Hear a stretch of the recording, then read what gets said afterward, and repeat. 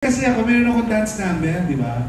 So sabi ko, lagi ko sinasabi, tala, yung sayaw, isang take lang please. Para isang takbo ng ganon. Para gawin ko na lahat, totodo ko na. Kasi bibigay ko na lahat, pero isang take lang. Ay yes, oo naman. Oo, kung ano gusto mo gawin natin. So tinake ko yun. Actually, before ito or after ng sinamin ni Tonton, kasi may junior prom pa kami. So, ginawa ko, direct, todo na to. Kasi ganoon akong gali ko. Yung pag ginawa ko na ito, todo na. Buhos buhay na. Tama ba? So, sinayaw ko na, buo, todo na. Okay. Tapos na. Pahinga na ako. Direct, okay ba? Hey, perfect. Ang ganda. Tapos, pinanood niya, minonitor niya, pinanood niya. Tapos, lumalapit. Pagod ka, no?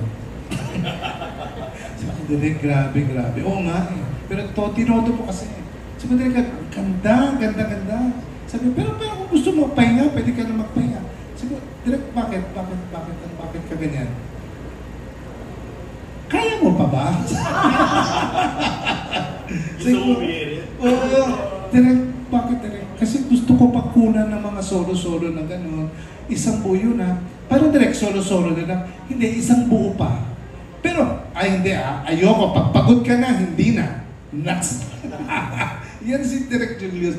Ayoko mapagod ka. Hindi, pwede kong gawa na ito ng paraan. Pero kung ayaw mo na, okay na.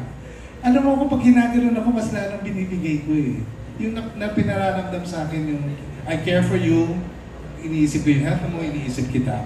Pag gano'n ang director mo, may iiyak ka. Direct, sabi ko, todo, gawin pa natin ulit. Actually, hindi second na. Naka-third pa akong request niya. Ginawa ko. Ganyan si Direk Julius Alfonso.